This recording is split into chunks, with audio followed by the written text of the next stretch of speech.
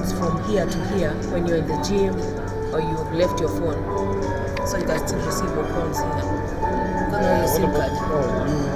So how does it work? You get two SIM cards with the same number. What about if I wanted to put my own leather strap or something like that? If I did Now you buy other straps. For me, my take it, I don't want to say a lot about it, but from what I'm getting, even with the people who are using Apple, is right now if you want to buy an iPhone and then you go for 6 or 6 plus, you feel like you're buying a Samsung. Yeah, and then We have okay. when you to the gym, you let your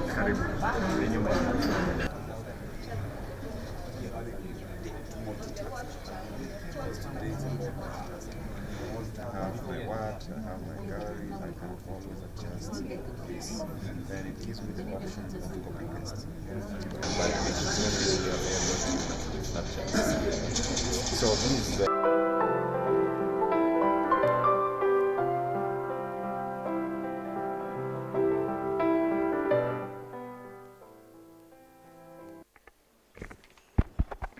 Morning everyone and welcome to MindSpeak, and great to see you all here, and I hope you've had a nice breakfast outside as well, and good to see so many friendly faces. Today we've got a journey into a whole new world of Africa's mobile, Africa's internet, what's happening at the cutting edge of the new economy. Yesterday I read this report that came out that Kenya is an outlier in the new economy. And that's what makes me really excited about being home, because I think that's a very exciting space to be in. And I was sitting outside and I talking to Manoj, and I said to Manoj, you know, what's the revenue of the business that, you know, we're talking about here in Sub-Saharan Africa? And Manoj said, you know, from Kenya, we run 16 countries. And in 2015, we want our revenues to be $2 billion. And I went, wow. That's a big number, and to be honest, I didn't even know it was that big. So, first of all, you know, just to put it in a context, Samsung is a machine. I was looking also at two other things before I go to Manoj's resume. Two other things I saw about 2 weeks ago. The South Korean government was saying that Samsung hold more than $20 billion in cash. This is one company in the world. You know, we did a Eurobond for $2 billion. They could have bought our Eurobond with the cash in the bank 10 times over, which is something to think about. And it really is extraordinary. And then, you know, people always say, if you look back at independence, our economy was the same size as South Korea's.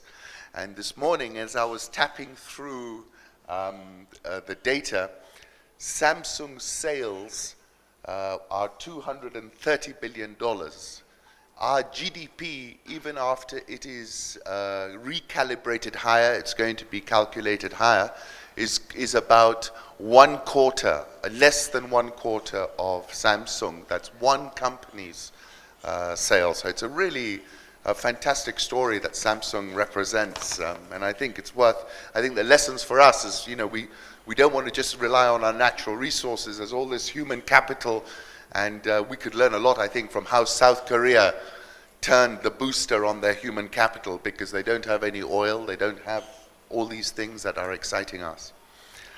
Manoj Changarampatt is a close friend, a dear friend in point of fact, and he's the director of the IM, which is Internet and Mobile division of Samsung Electronics East Africa. And I had the chance to speak to him about his career a little while ago, and he's a well-rounded telecom professional, been in Africa for the last 12 years, and if you think about the whole internet mobile revolution, it's really happened in that period. So Manoj has been at the front end of that, and prior to that was 10 years in the Middle East market. Educated in India, holds a bachelor's degree in electronics engineering and an MBA in marketing. He joined Samsung East Africa in May 2012. Before joining Samsung, Manoj worked for Nokia for 5 years, June 2006 to May 2011, and I don't need to remind all of us Africans that Nokia has been a very big brand as well in that period in Africa. He held multiple roles from account director, head of GTM, to head of marketing, thus consolidating his experience as an all-rounder.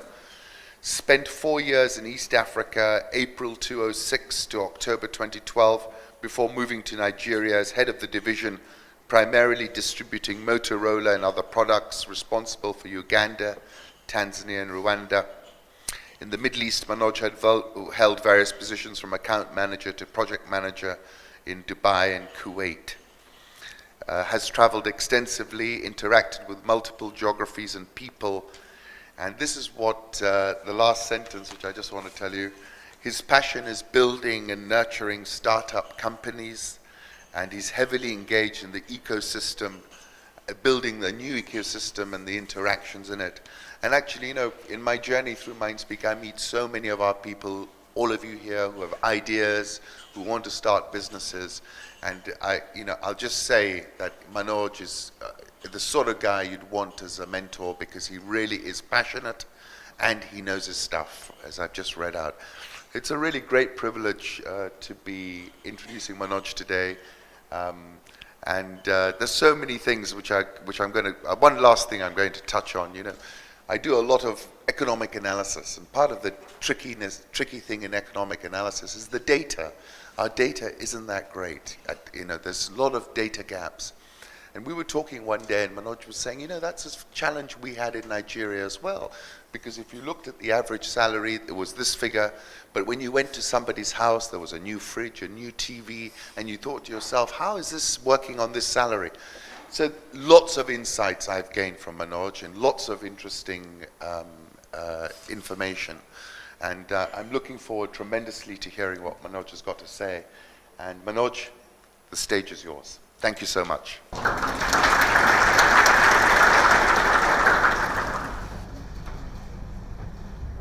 Morning. Thanks, Lika. And that was my life history out there. So I don't know who drafted that, but I need to talk to some of my team members. But ladies and gentlemen, thanks very much, and Alikan and Nishat, thank you so much for hosting me. Pleasure. It's a great platform. I've heard so much about MindSpeak, and I think we as Samsung and Manoj, I would try to set the stage for why I'm here. So the presentation is slightly split into different groups. And I think the first session is going to be a little bit of hardcore facts and the value system and etc. And probably moving on to some lighter subjects. So thank you so much for joining.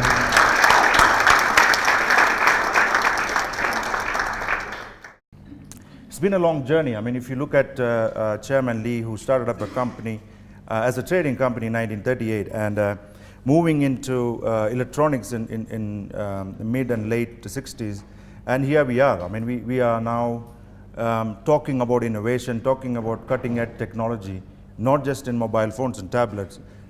We are into consumer electronics. We are into business-to-business solutions, a little bit of a software and solutions company as well.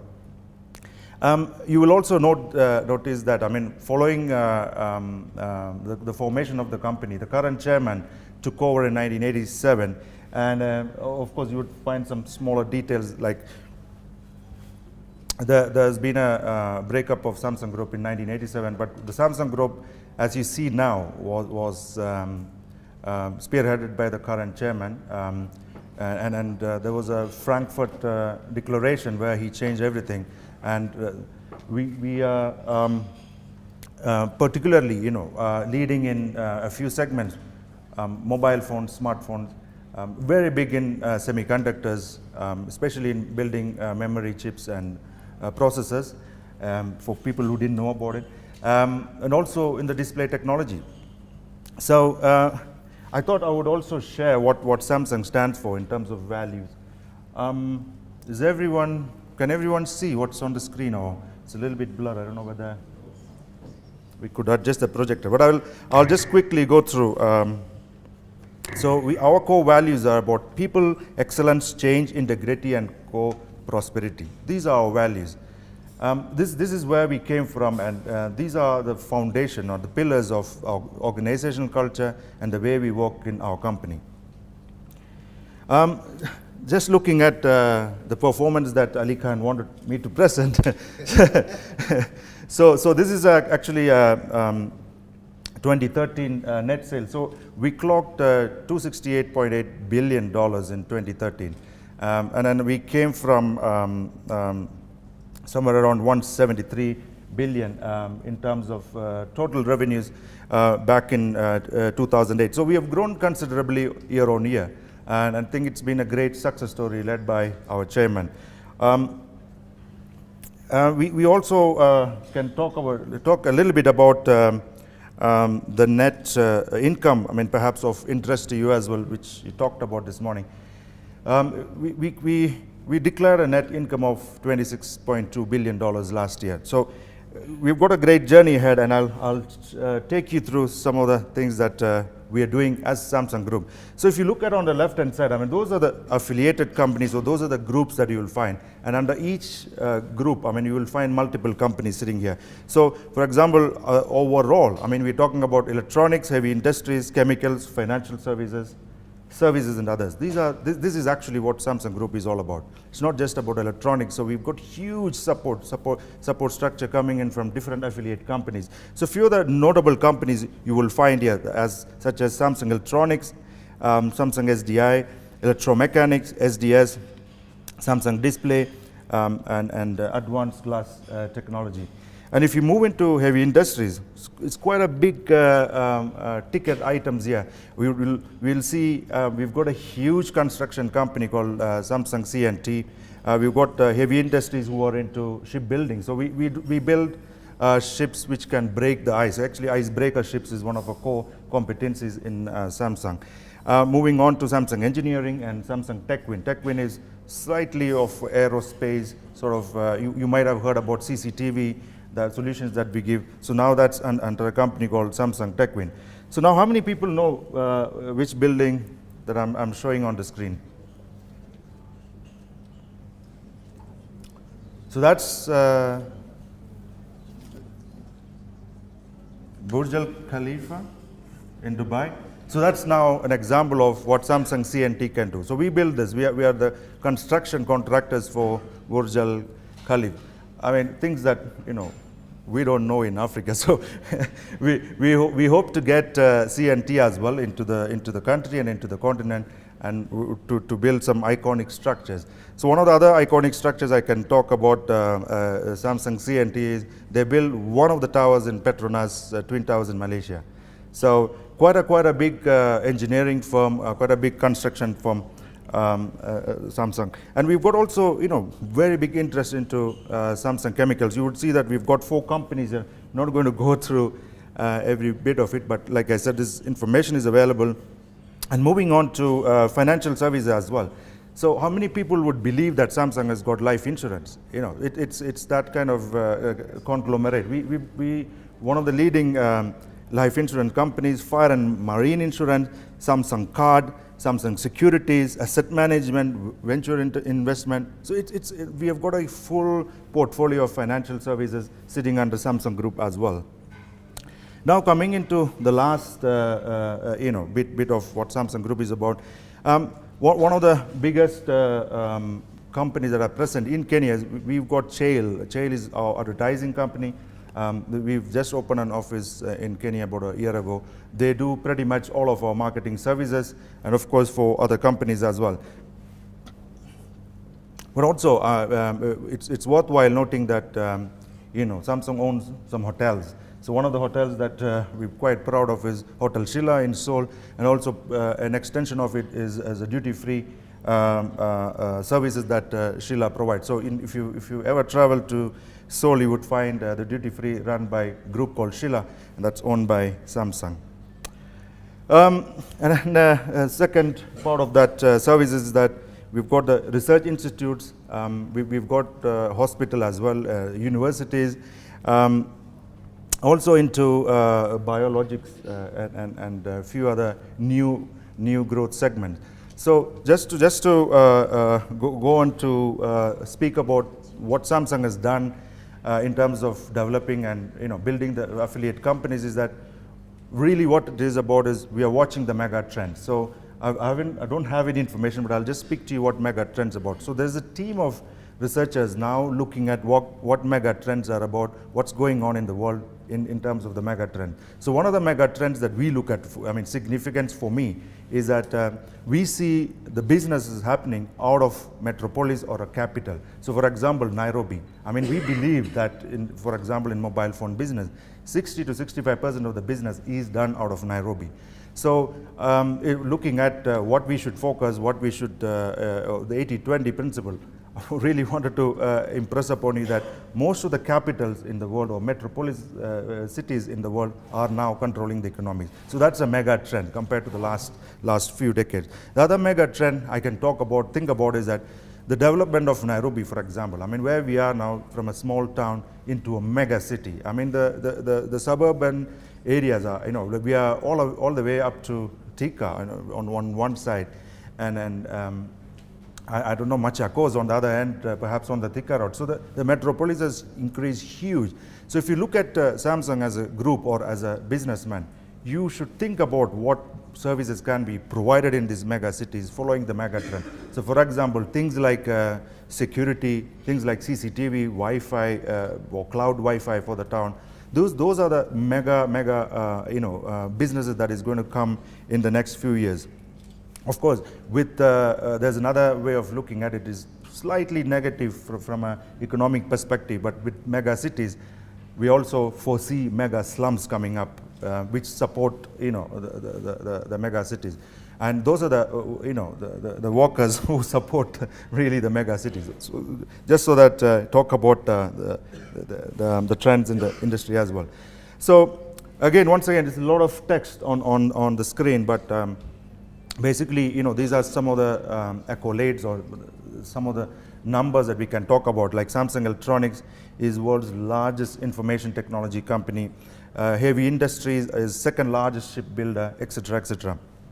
And we also talk about the Samsung Everland, Samsung Life Insurance, Shell Worldwide, which is 15th largest advertising agency. So that's just a summary of what Samsung Group is about.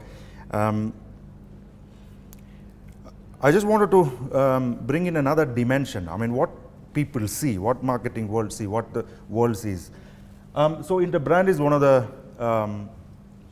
big researchers and data analysts who give us data on what are the top 100 brands in the world. So this is actually 2011 top 100 brands, and here you would find that Samsung is in the 17th position, and the previous rank was 19 in 2010. So this is 2010, 19, 2011, position 17. So now I'm going to jump to the last survey. So we're now sitting at brand number 8 in the world. So quite a lot of efforts that has gone into not just building engineering or technology. This is about building brand love across the world, building top of the mind awareness amongst the consumers. So we're quite happy to see our company moving up into the top 10 brands in the world. So just to look at it from a different perspective, you would see, we've still got very, very big boys sitting in number 1, number 2, which is Apple and Google, Coca-Cola, IBM, Microsoft, GE, McDonald's, and then Samsung, Intel, and Toyota. The other interesting thing about this picture is that there are only 2 companies which are non-American. One is Samsung and the second one is Toyota, just so that you know.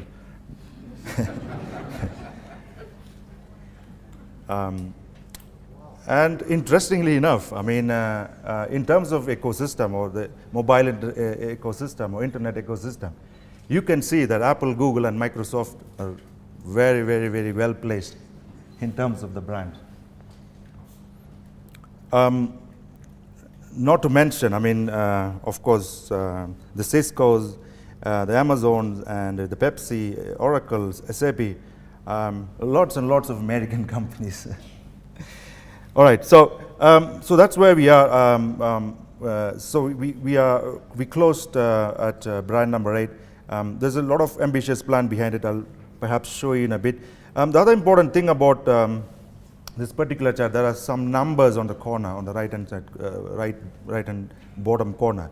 It just shows the increase, or the percentage of increase the brand has, grown in the last 1 year, or in the period of measurement. So Google has actually grown 34%, and Apple has grown 28%. Samsung is sitting at 20%. So we still have a long way to go. That's what I would say. We still need to grow and become the number one IT or technology company from that perspective. So now let's talk about the future. So our 2020 vision is inspire the world, create the future, and that's a tone that we want to set in today's discussion as well. So what have we done? I mean, we have actually divided into quantitative goals and qualitative goals. So if you look at the fine print, one of our objective is to reach to a $400 billion company by year 2020, globally, of course. In terms of qualitative, we're talking about top 10 world's best employer, for example, the best workplace. It's one of our qualitative goals. So we have divided that into a strategic direction, which is creativity, partnership, and great people. Of course, the business areas, it's slightly futuristic, let me put it this way. So we have actually split the whole. We believe that in 2020 there will be only 2 divisions in the company, which is infotainment and the other part being life care. So IM, for example, or internet and mobile, it will fall under infotainment. But what we are also doing, I mean, from our division, is that we have now got, for example, Samsung Gear, Gear Fit, Gear 2, now we've got Gear S. It is also sort of moving from core IT or core IM environment also into the healthcare. So we are developing sort of a converged services between what we know is the olden, smartphone, tablet world, and moving into a little bit of a life care and healthcare. And healthcare is going to be one of the mega trends as well. And in fact, if you allow me to speak, Ali Khan, a little bit out of context, I was listening to one of the leading research companies in South Africa, and their point of view was that the healthcare industry is going to be a multi-billion-dollar business. And the reason why that is because the patients have changed over the last 10 years. So if I have a knee pain, or I don't know, something wrong with my ears, the first thing I do is I go to Google and find out what's wrong with my knee. So knee pain, what are the causes, and what are the this and what are that, Now we go to a doctor. So the doctor is telling you some other story. He says, no, hold on, I've Googled and I found out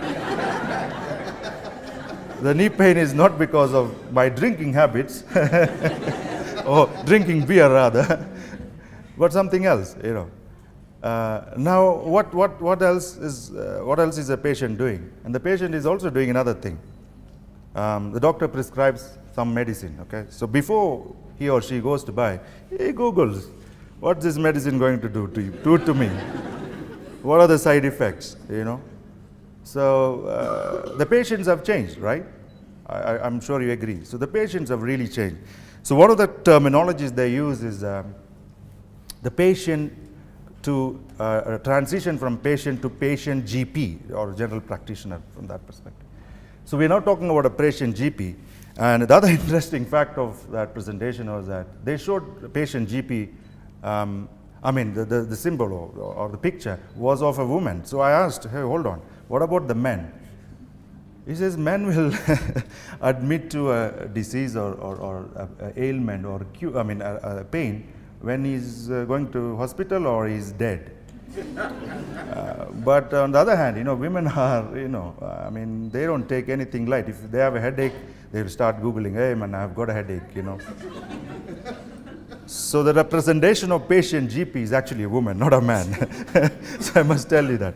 So the second part of the patient GP is that now a patient GP is walking into a doctor's office, and the future is holding in such a way that you're going to sit with the doctor and you're going to Google together the cure or the indications or whatever, symptoms, as well as the cure. Because both have to be happy when they walk out. Otherwise, both GPs have failed. The other part of healthcare I just wanted to speak about was there's a lot of preventive measures that the modern patients are taking. Like I take supplements. I mean, for pretty much everything I have supplements, right? Before there was no market for supplements in the world. I mean, of course, there were a few guys, administering herbal or traditional medicine, but so inside life care, I mean or inside healthcare industry, I mean I think the shift is more for the patients looking after themselves, or the self-care industry is becoming very big. Of course, I mean I believe, and everybody should move from from healthcare, or really what we call in a very rude language, post-mortem, to start looking preventive care. So the industry will shift, from a healthcare to self-care perspective. Just thought I would mention under this and in this context of life care.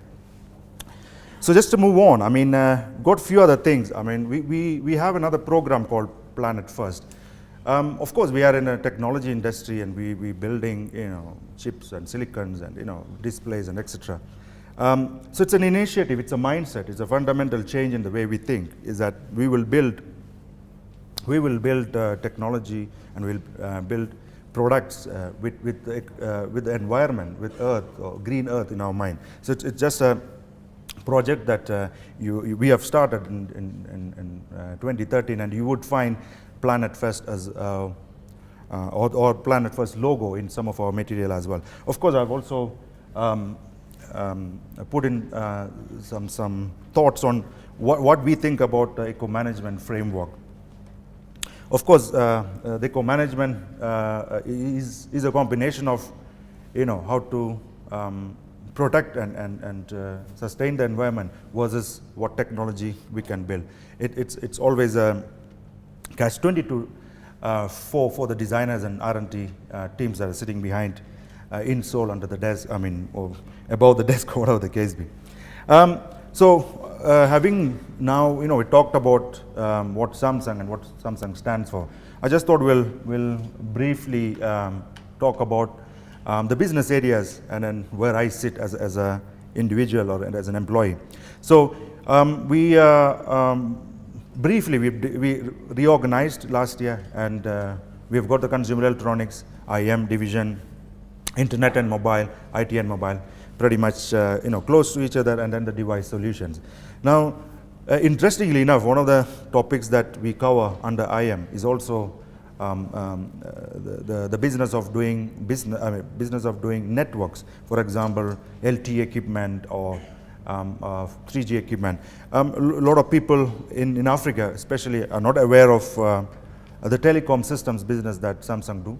But we've got some very, very clever technology, especially powering the LTE base stations in the US with some leading operators as well as in Korea. In Africa, we are likely to start negotiations. We have had discussions with major operators, GSM operators, to build LTE networks.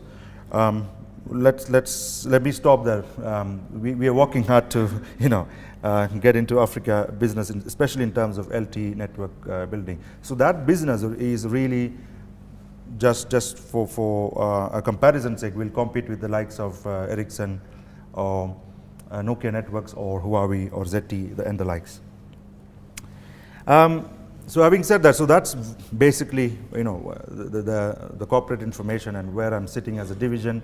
My job is just briefly, I look after East and Central Africa for the IM division. Just a small correction, I think Ali can probably miss the date. I joined in May 2011 or 2012, so just a small correction there. So we've had a great journey from May 2011. We were the challenges, and we had a lot of work to do in terms of fighting some of the biggest brands in Africa those days. So what has actually propelled our business? I mean, of course, we have got a strong team. Our core values, if you remember, and our strategic decision, we believe in hiring the great people and maintaining very strong team. So I also thought I would just give you a taste of what are the new products which we announced in the last 2 months or so. I'll start with Tabs. I mean, tabs have been on the forefront of our business. Tablet is also an area where we are experiencing very high growth versus the laptops. And I think one of the reasons that I want to highlight, the reason for the growth is we have actually become more of a media consumers than media producers. So a tablet is a very good product or a device that you can go around with. It's a mobility device now. So in the olden days, I mean, desktops and laptops were the mobility devices.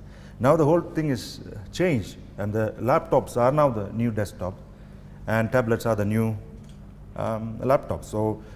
And it's primarily because of the consumption of the media. I mean, people are consuming social networks, Googling, and YouTubes, and blogs, and newspapers. There are digital newspapers, a lot of content out there. So we have reinvented what we try to do is we've had tabs from 2011. So I think not to talk too much about product and technology, we've got some fantastic people behind with an experience table. You could perhaps learn a little bit more than me. But we have introduced Tabs. The only unique thing I can talk about Tabs is that it's a Super AMOLED display, in the sense that it's the same display that you will find in a curved TV. Sorry, I beg your pardon, not curved TV, smart TV, or 55 or 60-inch smart TV. So the viewing experience on a tablet has dramatically changed. I mean, we want to bring in the best viewing experience. In my language, I would say it's very close to the true color. So Tabs is one of those products that we have launched recently to address that consumer demand. Of course, it comes packed with productivity tools, the office tools, and etc. The other product, I think, I don't know whether some of the people will have here, we've got a smartphone camera product called K-Zoom. I believe that it's a fantastic product, especially for taking selfies. So if you're a selfie fan, jump on the bandwagon and get onto this. It's got a clever optical zoom and etc. Very good for someone who would look for a second camera. I mean, we've got the professional range of cameras as well under the NX sub-brand. So you'll find NX 1000, NX 30, NX 300. But if you're looking for a second camera, and of course a lot of people who are for photo hobby people, I mean hobbyists, they would look for a second camera. So Galaxy K-Zoom is a fantastic product to do that. It's got a 3G and pretty much the same interface as Galaxy S5 as well, in terms of the Android and the front-end interface.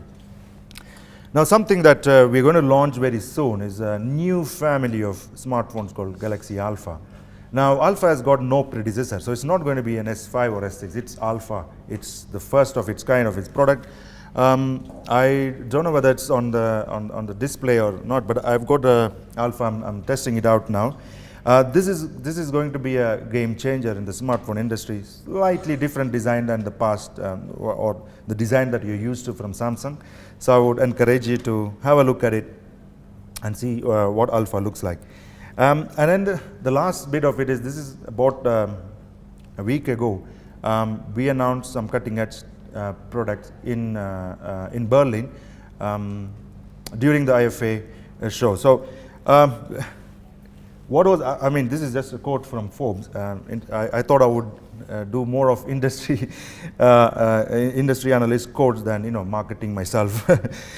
So we launched Note 4 Gear virtual reality device, Note Edge, and a few other products. So this is what the Note 4 would look like. And we also announced something called a Note 4 Edge. So the speciality about the Note 4 Edge is that actually if you look at the right hand side, the AMOLED is already, the screen is already curved onto the edge. So with that product, you can actually have multiple screens. So in the front fascia, you can perhaps watch a movie, but on the curved display, you can have the notifications on a scrolling bar. We can play around with it. It's quite an innovative product. We are the first to launch in this edge tech, curved LED, curved Super AMOLED onto a mobile or smartphone. Not to mention that Note category was created by Samsung, and we are leading in that category. So the first Note was launched in October 2011. So we've had the Galaxy Note 2, Note 3, and then now we are in Note 4. Quite a powerful device. Actually, it's my primary device. A very interesting product to look at. Of course, we are also looking at, especially in Kenya and Sub-Saharan Africa context, whether we can build new verticals to use our product. For example, a fashion blogger, for example, a painter, for example, a caricaturist. I mean, it's got a very, very intuitive pen with very good paintbrush effects and the tools available for someone to sit on the veranda and draw a picture, or go to Mombasa Beach and draw something else. So we are looking at exploring new verticals with Note 4 as well. Few other things that came is, I'm sure the girls would love the bling bling on the right hand side. I just put it up. That's Swarovski back cover, for example. We have announced we announced a partnership with Swarovski, and that's what it looks like, the new bling bling Swarovski back cover. Sorry? How much does that sell for? We haven't yet, please wait for October 10th, I think, when we will have the Kenya shillings pricing for that. But I just thought I would put it up because it's very interesting where the market is moving. Of course, Samsung is having its share of business, but I think we are also now getting into very, very meaningful partnership across the accessories business. And that's now a Mont Blanc cover for Note 4. So, people who are fans of Mont Blanc, you could carry it around. It's got this logo, look and feel, very fine leather.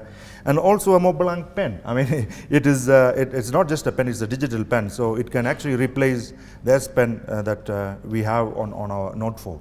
So you can, put in a Mont Blanc pen in your pocket, sort of like a status symbol, I guess. Now moving on, we talked about the gear. So we also have the new gear series. So what we have done, the improvement that we have done is the Gear S screen is also curved LED, and quite a large screen that you can get with that. I'm very sorry for the picture quality on the second watch. It's actually a white strap.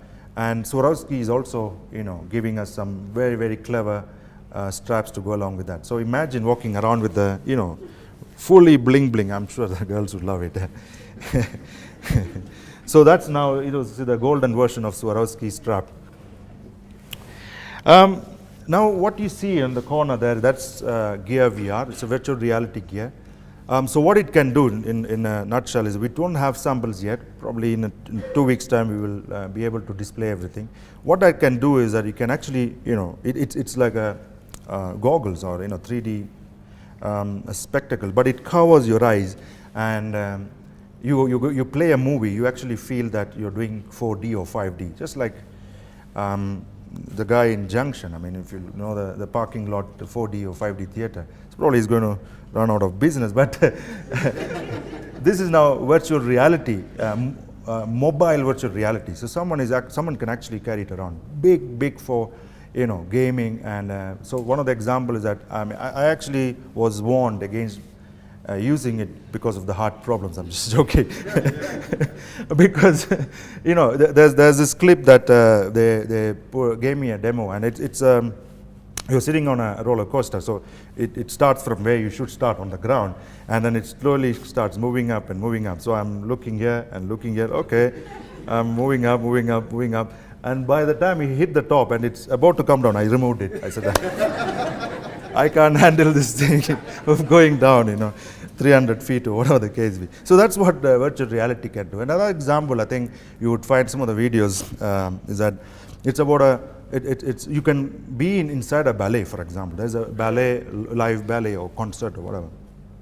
So you put in this gear VR, and you're actually seeing, you know, people dancing, you know, right next to you near the eyes. And then the funniest thing is you turn around and you can see something here as well. It's actually 360 degrees. So you put in the VR, you're totally lost. I mean, you have to tell your brain that this is not real. This is not real. I'm not here. It's just a gadget. Anyway, so that's VR for you. And then there's a few other clever things. I mean, you would find this as one of the accessories displayed there.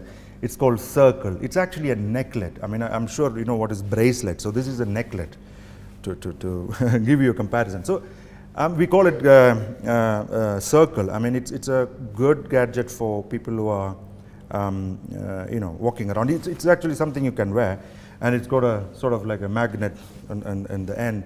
And if the phone rings, you can just remove it and, you know, plug it into ears, and there you go. You can talk on it. So, but the demos, I'm perhaps not very good in explaining, but there are guys who can give you more technicality. And then there's something, you know, very small box that you see in the corner. It's called, it's a level box. I mean, it's a very mini speaker that you can connect with a Bluetooth or an audio cable. I mean, fantastic. I mean, the experience is quite good, and I think the pricing will be good as well. Let's wait and watch. But what I wanted to show here was that, of course, you know, we did launch a brand new device, cutting-edge technology with the Galaxy Note 4 Edge. But we're also looking at, you know, this accessory market and, you know, what meaningful things we can bring into the market. So, I mean, you would find this kind of, I just thought I'll give you a little bit of the marketing flavor. What would we be talking about? The thing that I forgot to tell you about the Gear S is that Gear S will come with its own SIM. So, you can have, it's a full SIM experience that you can get out of it. Of course, Gear VR, I mean, we launched it in partnership with Oculus, and that's, as the word really says, it's beyond imagination. And then the Gear Circle, I mean, it's a unique wearable design. So this is just a flavor of how we go out into the market, or the go-to-market perspective of it. Now the last bit being, this is a little bit of a antidote or anticlimax, is that what is the biggest opportunity? I talked about a lot of nice things here, cutting-edge technology and all that.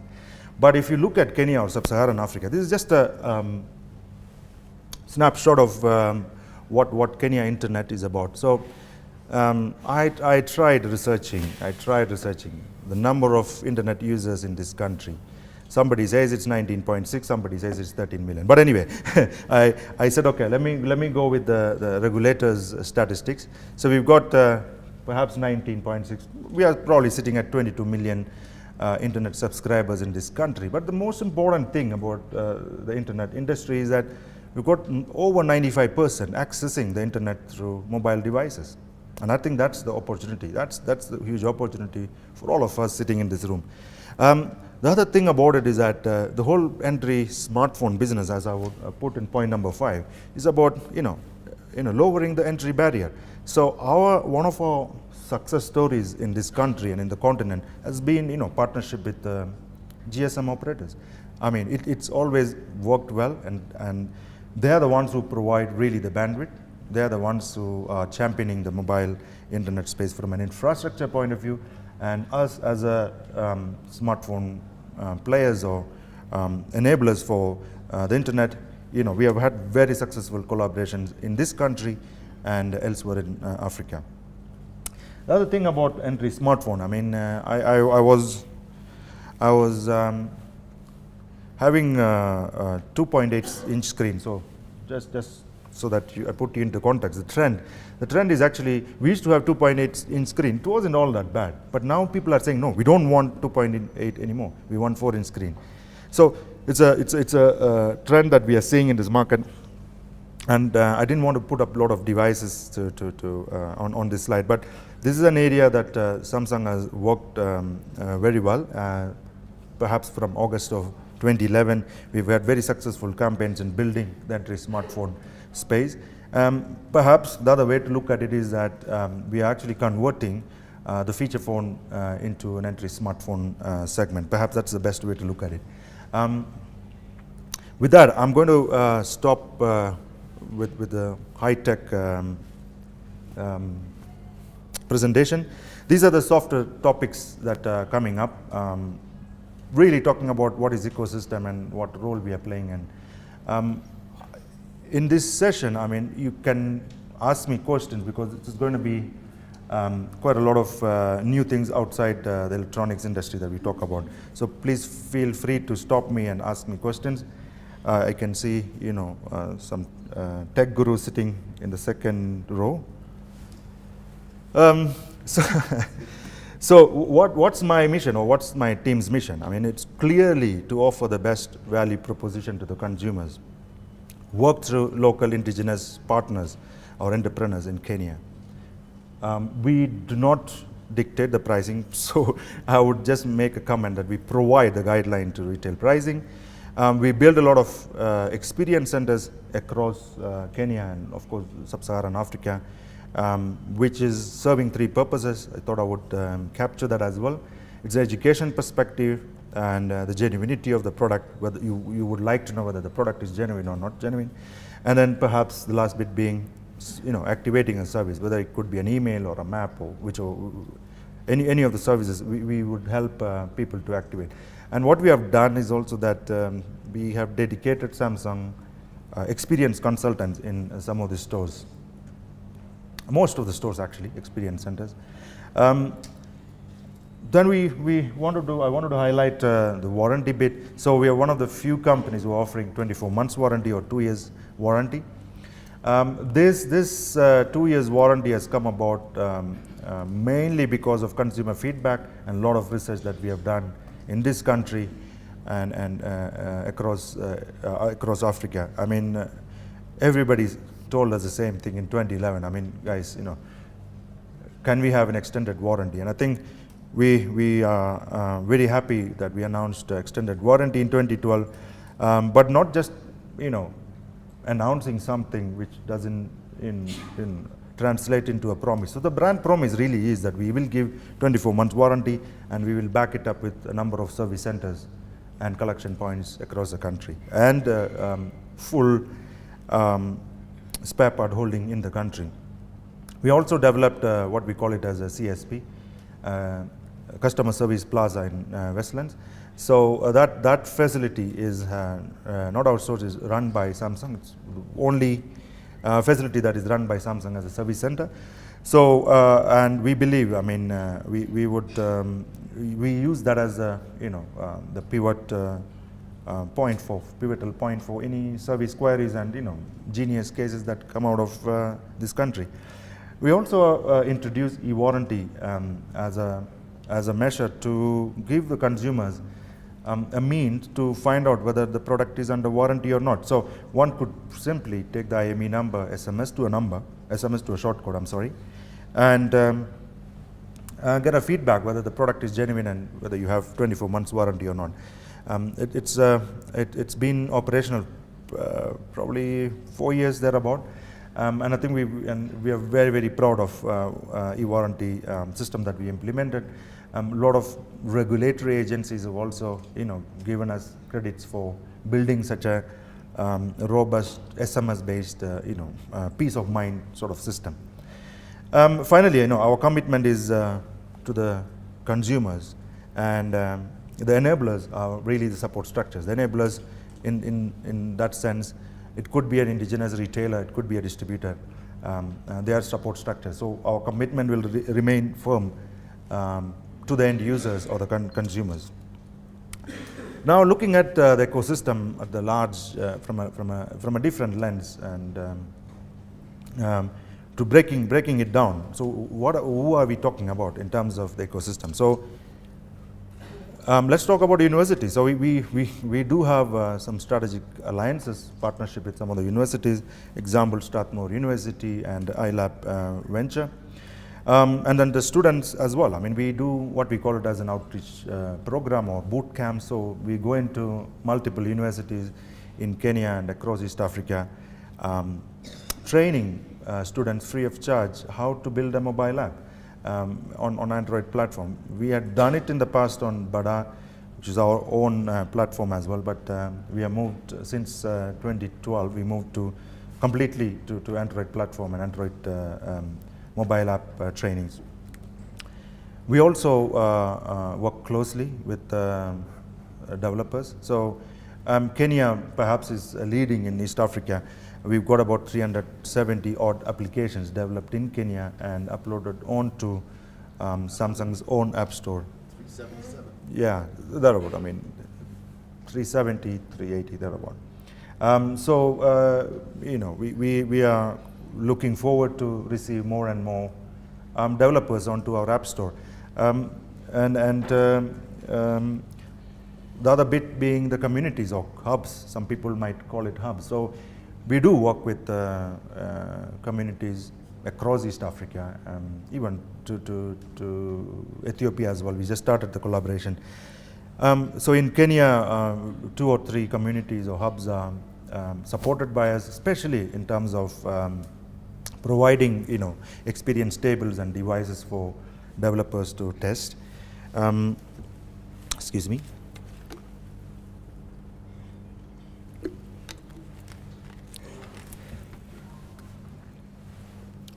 The other bit being very strong traction and demand coming from the consumers for the content. So we have done 1 or 2 things. We're still looking at the ecosystem at large and see what best we can do. But we are launching what we call it as K-Hub, K for Kenya, of course, through which you know, the consumers can get access to some of the content and content providers in the country. So consider you know, K-Hub as a sort of like an integrator or integrated platform sitting as an application on your mobile device or smartphone. In terms of bloggers, I mean, we have worked with bloggers, but we are looking at expanding our reach into different verticals. And one of the things that I was talking to the Bake team the last time was that I hope Ali Khan, you're listening. I mean, we want more and more professionals to start blogging. I mean, I think that's where we find a little bit of a gap. I mean, why don't you share your knowledge with the rest of the people? And so would be a doctor, or so would be an HR professional, financial professional. So I think I'm really looking forward to seeing more and more bloggers coming from all verticals and all specialities. With all due respect to bloggers, I mean, you're doing a good job, but I think we still need some some known professionals to start blogging, which will be interesting, and then of course we looking at working with some technical gurus as well, in terms of, I mean, the feedback from the product, the services do work or they don't work, etc. And then the journalist community. I mean, it's one of the most matured journalist community that I've ever found in the African context. So I guess this is a very big piece in our ecosystem. Of course, we work with the regulators and government. So I'm pretty sure that you have seen the latest announcement from CCK. I beg your pardon. It's called CCA now. That I mean, they would put a ban to all products that are not type approved. So I think it's a good move from CCA. We love it. Our products are type approved, so we believe that all imports will be genuine and good products. We work with the government in different capacities as well. Excuse me.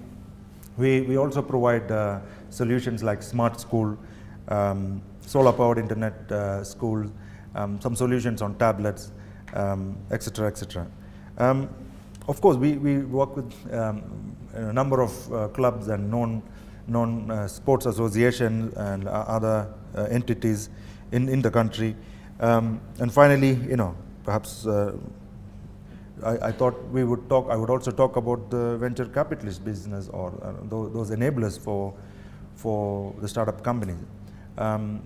We have come across one or two. We've talked to one or two people, really from a perspective of how Samsung can play a role in the whole ecosystem and develop a community at large.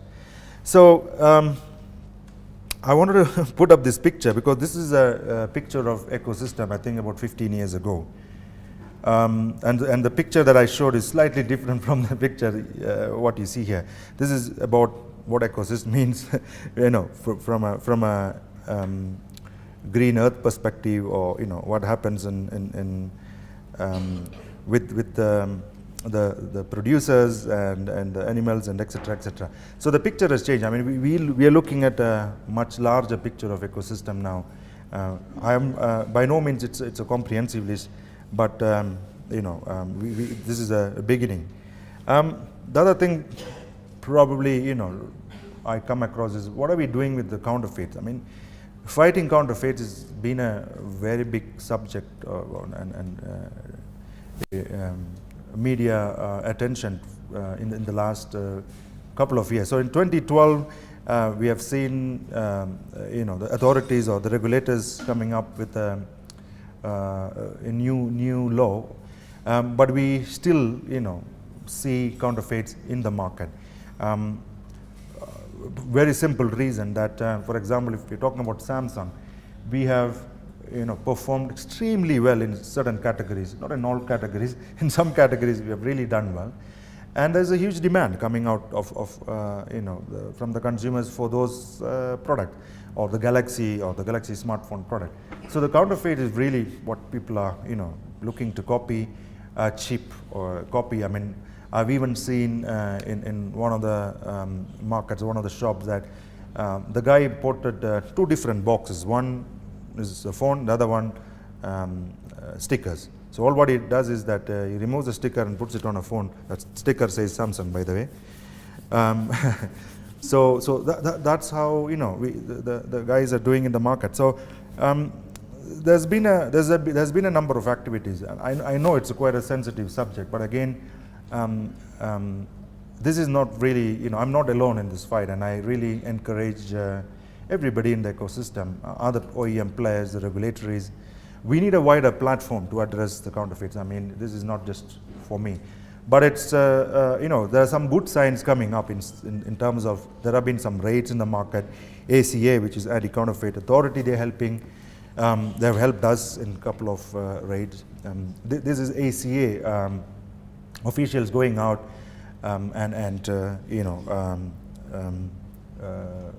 seizing the products and etc. etc. Of course, anti-counterfeit product, the government doesn't benefit, the KRA doesn't benefit. The CCK or CCA, I mean, they are not sure what product they are selling. It's not by no means type approved. The battery could explode in your ear and the phone could go off. I mean, there are a number of health-related issues as well in terms of the counterfeit. Of course, the end game is really to look at whether we can protect the consumer rights or not. So this is a very humble effort from Samsung. By no means this is it. We can't say this is it.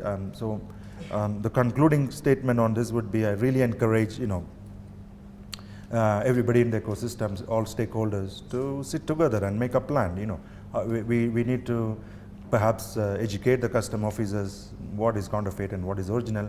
I don't think the custom officers, probably the border security, they probably wouldn't know what type of products we're bringing in. So I think we would need a larger platform to talk about, and you can call me anytime on if you want me to talk about counterfeit. And then the other bit of the ecosystem is what are we doing with e-waste. Once again, e-waste is really not I mean, something that I should talk about, but for the interest of people, this is a common question that I always hear. We are bringing in lots and lots of gadgets every other day. So people wonder what happens to the old and the faulty one. I have no idea either. If you come to my house, I can give you 20 different gadgets from 1970s all the way to now. I mean, different phones. It's just there. I don't know what to do about it. There is nobody who knows in this country what to do about e-waste. I think there's a huge opportunity. I think there's a huge business opportunity for some e-waste companies to go around collecting this waste. I mean, if you look at a country like Singapore, I mean, they collect e-waste. They actually break it down into different pieces. They chuck the display, they chuck the keyboard, talking about a mobile phone. And they only collect, for example, integrated chips or the ICs. Because what they do is they actually recycle the silicon from the IC and they use it to build solar panels, for example. So if you look at solar panels, it's also built with silicon. It's a silicon material. So if you've got, I don't know, X kgs of, silicon, you could recycle and, build something else with it. So, so is somebody else who's collecting, the copper in the integrated circuit, someone is collecting the display, someone is collecting the battery. So there's a number of opportunities to break down an old radio or an old television or a mobile phone to build a very sustainable e-waste company in Kenya or East Africa at large. I mean, we have done a number of campaigns. So you could see my colleague Robert talking to CCK. I mean, we have participated in a campaign called Give Up the Fake campaign back in 2012. But I think that was, one of its kind, and it was once-off kind of event. We have been engaged in that activity because we haven't seen much platforms to be engaged. So I guess as a community, as a team, perhaps we could build more and more events to, give up the fake or give up or throw the old products and, for the sake of the ecosystem. I mean, it's not, I always say that I had an old phone and I gave it to my driver. My driver looked at it and saying that, it's a very old phone. He went and gave it to the maid. Maid looked at it and said, okay, I will send it to my village, So that's where we are now. We are very aspirational, we want all the new gadgets. But what's happening with all this, all products and, etc. So really the summary is I'm looking at some good e-waste companies to come up in Kenya. And I will definitely be pleased to talk to you how we can turn this around. I think the other part of it is that I looked at, there's a gentleman who is starting to initiate this project as well, and he plays this kind of bins that you see in shopping malls, and it just says that throw your e-waste or old products in it.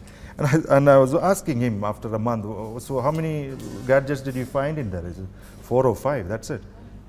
Because a Kenyan says now, why should I give anything for free? I need something back. So there's no incentive for anybody to drop an old phone or a faulty phone into a box. And people look at this box, somebody is collecting and making money anyway. So I think that summarizes the e-waste subject. I just thought I'll put up some interesting things about the content and the ecosystem. So on the left hand side, you'll find our program called Learn to Code. That's the boot camp that I talked about. So we go to the universities to develop more and more developers. So this program, actually, this creative is from Uganda. It's actually ongoing right now, and my team is coming back today. Of course, we work with the likes of Outbox and Garage 48, etc. On the right hand side, you would find some of the content, very, very meaningful productivity tools that you will find on the right hand side. So I talked about the Samsung K-Hub. So you could download it from Samsung App Store, or we call it now Samsung Galaxy Apps. We also did a partnership with Kenya Law. The application was developed by the students or the team in Strathmore University, and Kenya Law Reports was made available to Samsung products about 2 months back. So what Kenya Law, KLR as we call it, is what KLR does to me, for example, is that I can, I don't need to have a constitutional book or etc. I can actually go into the app and look, hey, can I drive a car with tinted windows or not, or something else. So it's a useful tool for consumer, but it's also a good tool for law students, he or she can do a little bit of research from KLR application. And for the lawyers, I mean, it also gives a facility to see what are the cases and the case numbers, what's going on. So it's sort of like a schedule of events, and the happenings in the court can also be viewed through KLR.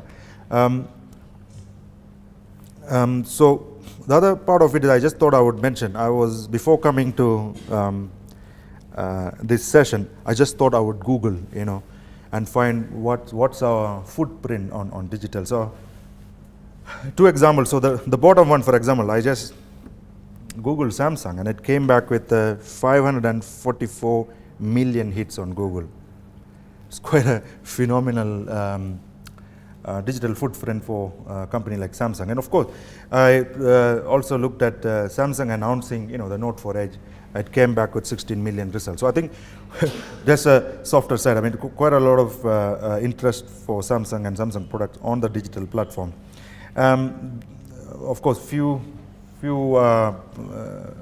projects that we ran recently, and the last bit being working with Bloggers Association of Kenya. I can see a couple of representatives from BIC sitting here. So these are some of our partnerships in the country. On Instagram, we've just started a new project called Zoom into Life, because we announced K-Zoom, and we wanted to build a campaign around it. And Instagram is pretty new in this country, I must say. But we've got very good interest coming in from that platform as well. This is something my team wanted me to present. So this is about, that's me, the picture, if you didn't recognize me. I received an award for best practice from Frost & Sullivan in Cape Town. Now, Samsung is known to have, get multiple awards and accolades. So it's not about Samsung as a global brand. The 2 things that really made us proud is that, one, because the award was for Kenya office, and the efforts that we did in Kenya in terms of smartphone strategy, as it's written here, Kenyan mobile phones competitive strategy, innovation and leadership. And what has helped us to get this award is initiatives like e-warranty, the support that we give to the local community in terms of bloggers and ecosystem, things like anti-counterfeit, partnership with ACA, the e-waste. So these are the initiatives that has allowed us to win this award, and I'm very grateful for my entire team who has worked hard. Some of them are here. Thank you so much, Samsung team, for making us proud. So it's very new development. And one last bit that I wanted to show is that we also do a few CSR programs under a project called Hope for Children. So here you would find, this is a project from Ethiopia, where we gave out solar lanterns to the community. There are a number of programs under Hope for Children. In Kenya, one of the initiatives what we have done is we built an engineering academy in Westland, just along with our customer service plaza, where we train young technicians out of university how to troubleshoot and repair our product, ranging from a washing machine all the way to televisions and tablet. And these guys, they graduate, are absorbed by some of our partner companies, some of our authorized service centers, and within our retail footprint. So it's been quite a successful project for us. I have a colleague here, Mugo. If you have any questions, he's the guy to talk to. So that's basically from my side. Once again, those are my contacts. Thank you so much. Over to you, Ali Khan.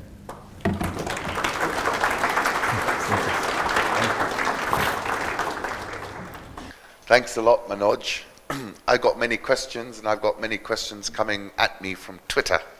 So can I firstly deal with 2 questions that I promised I would deal with? I think there's a mic there if you want to use the mic.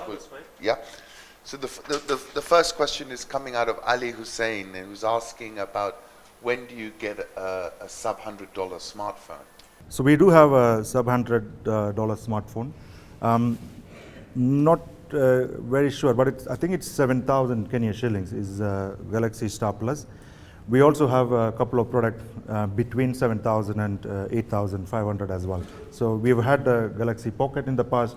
I think it's now called Galaxy Pocket or Neo. I think one of those models are available in the market. So we are in the sub $100 smartphone market. Please visit our stores, Yep. and you'll get more information. And then, you know, you're mentioning that you partner with indigenous entrepreneurs. Now, I know that, for example, if you look at the retail shops, most of those would be owned by an indigenous entrepreneur. You don't own. So maybe if you can just explain that so people here can see that, you know, what the opportunities are. So what we have done, I was explaining to you, one of our core retail initiatives is to build experience stores. We call it Samsung Experience Stores, SES in short. So the mission behind SES is to really give consumers the journey, the experience journey, before buying, after buying, during the buying, whichever way you want to look at it. And we believe that it's also an opportunity for us to tell consumers whether our products are genuine or the products sold are genuine. And plus, like I said about you know, activating an application or content and therefore. But the key thing about building SES is that we are partnering with local indigenous retailers and dealers and businessmen to champion the hiring of the shop or the rental of the shop and etc. etc. Our job is to come into the shop, a built shop, and you know, give the experience table such as the one you find behind, or and do the display units and etc. Plus, we give them training to you know, on the product, on what to buy and what to sell, how to sell and etc. So there's a lot of hand holding involved in, you know, building an SES and, you know, eventually starting up that store. So today, I mean, if you look at Kenya as an example, we've got 20 SESs across the country. But on the other hand, I mean, when indigenous entrepreneurs, they think that, okay, they do not want to, you know, move into 100% Samsung store. They only want to give, for example, 50% of the shop.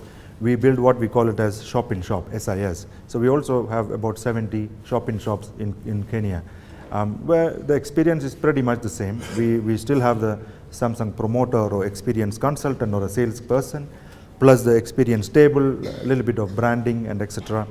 With the sales collateral.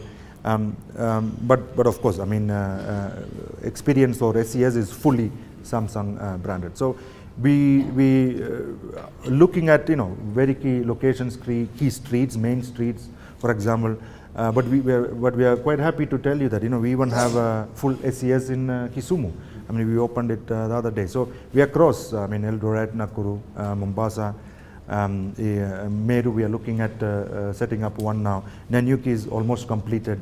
So we're pretty much in all parts of Kenya. So that's one area where people could come up to you Yeah, and say, look, you know, absolutely. I'm from, for example, Mombasa, I'd like to open a retail store there, Yep. and we could knock Yeah, on your door. we could look at a partnership. Now, my final question before I throw it out to the audience. You made some very interesting observations to me one day about the society. You said it's very young, and you were able to characterize it. Can you share with us some of those thoughts of, you know, because the demography, sometimes I look at like Twitter and, you know, I really feel ancient because everybody's so young and it's fantastic. But the point I'm making is that, you know, in our society today, what you know, you were talking about mega trends, but tell us a few trends that you're seeing about us, who we are, what we're talking about, what we're interested in. I know we're aspirational. I mean, I think that's why this has been such a great forum. But what have you observed, Manoj, in this 10 years of looking and being at the cutting edge? Yeah, I wear a different lens, perhaps. Yes. I think Kenya as a whole, I mean, is an example for the entire sub-Saharan Africa. I think it's a very unique society. No consumer will buy anything. They will not buy a Note 4. First question they think to themselves is, should I buy a piece of land in my village or should I buy a Note 4? Because it's 60,000 shillings. Yeah. You know, so they question and evaluate every single business opportunity in the country. As social media, I mean, this is one of the most active societies that I've ever seen. And the reason being, like I would say that, like you said, you're ancient and perhaps before, I don't know what other word I can use, historical perhaps, or furniture or something, in a museum. But for some of us, trust me, I mean, we can live without a smartphone for a while. I mean, we can go on holiday. And we think that it's something that came into our life before after we were born, and before we became independent as an employee or whatever. But today's generation, I mean, the smartphone came before them. So it's like eating, breathing, it's part of the the Maslow's theory. I mean, if you look at the basic needs, or I mean, perhaps interesting enough is the last layer is very basic physiological needs. So for example, shelter, food, etc. Though that's the bottom layer in Maslow's hierarchy. But today, I mean, below that you have to draw another box saying that Wi-Fi. That's now. Before food, or that's the generation we are living in. So for the new generation, I mean, it's given. I mean, so when you ask my daughter, I want a phone or I want a smartphone, you can't question them. I mean, they think that it's supposed to be part of the human rights, part of the constitution. I mean, I know that in Finland, for example, they made a minimum 2 Mbps connection. I mean, home connection is part of basic human right. That's in Finland, for example, in a Scandinavian country. But that's the generation that we are living in. So I think that's the observation. For us, smartphone is good to have. We use it as a business aid tool, etc. But for the new generation, they were just born, and then for them it's a necessity. It's below, like I said, any shelter and food and everything. And that's another thing that I want to talk about. The last part being a little bit controversial, I think it's one of the most resilient and societies I've ever seen in my life. Kenyans are quick to bounce back from any social or cultural problems. Within 2 or 3 months, they're back. They want to go and get their thing done, and it's visible in the GDP that Kenya is witnessing. No Kenyan is sitting back and saying, "Oh no, this happened. I'm going to," no. There is a regret. There is a sort of a mourning period, but they move on very quickly, and it's phenomenal. I've never seen such energy amongst any other communities around the world. So a lot of plus points here, and the last bit being, this is now supposed to be the center of Silicon evolution or Silicon Valley in Africa. So we have. Is it? Because is it, or is do you feel that? I mean, you wear another hat. He's very keen on I meet a lot of people with IT ideas, and Manoj is really keen on that space, and I think he's going to build a great business investing in fast-growing companies. Are you seeing a pipeline? Are you seeing? Is it happening? Is somebody out there going to sell his business for a couple of $100 million, and everyone's going to go, "Oh my word"? And are we near that point? Is the tipping point near, or? Well, good questions. I think perhaps going to be a long answer. We've got a lot of communities, we've got a lot of hubs, and we've got good developers. I think if the recipe is correct, I think really, I don't know, someone needs to cook it well, It's not about the ingredients alone. So I think the ingredients is there, the recipe is there. But we are yet to see that, properly cooked meal coming out of Kenya. There's nothing, there's nothing stopping Facebook or Twitter coming out of, Kenyan ecosystem, which is what I, wanted to prompt everybody. And I even, in different platform, for example, in a business enterprise platform, I was laying out as a statement, look, I mean, we have a lot of good solutions. We can talk, I can market, but I really want to hear from, the people. What are your workplace challenges? What challenge can I solve for you as a company or as an individual? If we need to, those are the, smaller things that we haven't fixed. To look at it from the pipeline exists, absolutely exists. We've got a number of startups, number of companies across different communities and hubs. But have they reached the tipping point? No, not yet. Maybe a mentorship is lacking. Perhaps an advisor role is missing. The other thing I noticed, especially for example in one of the hubs, is that they've got all this 50 and techpreneurs and young developers sitting together. But one team or one group is refusing to talk to the other group, and I was saying, why? What is the problem? It's everything is secret. I want to have everything. I'm not very sure. So there is that sort of insecurity between the people who hold intellectual property to share the idea. So I think the fear is still there. Perhaps they will come out, which perhaps is the biggest difference in, for example, Silicon Valley. People collaborate a lot. I was talking to, I was sitting on one of the panels for judging applications, and fantastic product. But I looked at the UI and I said, oh man, this UI needs a lot of work. And what is UI? User interface. Okay, what I mean by user interface is that what consumers will see when they open an application. I said, why don't you hire a graphic designer? There is a graphic designer sitting next to you building a multimedia application. You just don't want to take his help. So you build a very, very solid product, but the UI is, ish. So we need to, collaborate a lot within the, the developer community. I'm not saying that there are no platforms existing, by no means, but I think there's a lot of work that can be done as an individual, as you, Ali, can, or perhaps me as Manoj. We can contribute and look at how to nurture these smaller companies into a bigger platform. And some of the applications or some of the development community presentations I've seen, the quality of business plan doesn't exist. And I was wondering, why are you not building a solid business plan? No, we don't know about a business plan. But then that's why the Google exists, You can go to Google, say business plan, and you get 20 or 200 templates, the free templates there. You just need to fill in. So, and then it's not the age that I grew up. I mean, I grew up in, not so much information out there. But today, this is an information age. We are in the, right moment to take any proposition to the world standard. So, I mean, for those who seek, the information is available. But you need to seek. I think it's a willingness and, to go forward. So I think those are the smaller bits that I find missing. The other part of it is I perhaps mentioned about venture capitalist and financial institution. I'm a bit sad that as Kenyans are not putting their money together to build a financial institution or a venture capitalist company. I mean, everybody and everybody I see in the ecosystem, or somebody is from the UK, somebody from the US. I got funded by Amsterdam. I got funded by Denmark. Hello, what are you getting funded? $1 million shillings? Can't some Kenyan VC or financial institution? Why is that not happening? Because I don't know. It's like I said, Kenyans before they buy a note for, they will think whether to buy a plot of land or invest in a note for. I don't know. It's a culture thing. So we need to change that around. I mean, a lot of confidence building is required with the entrepreneurs. Like I said, the ingredients are there. The internet cost is low. We've got 4 or 5 backbone companies operating in Kenya. Maybe we should look at it critically. One of these days we'll sit down and chat. I would like to, I think, because I think people here in this room, we have more experience than people who are coming from abroad to maybe invest in our businesses that we should know better. I think there's an opportunity there.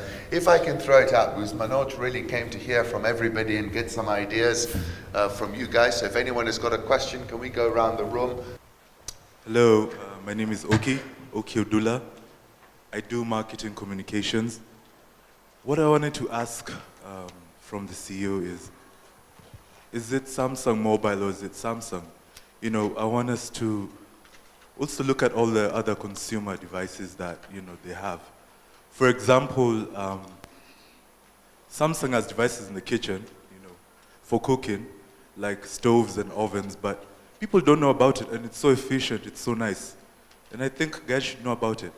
Another question is, for the devices, are you guys planning to launch music-oriented services in the country? Movie-oriented services?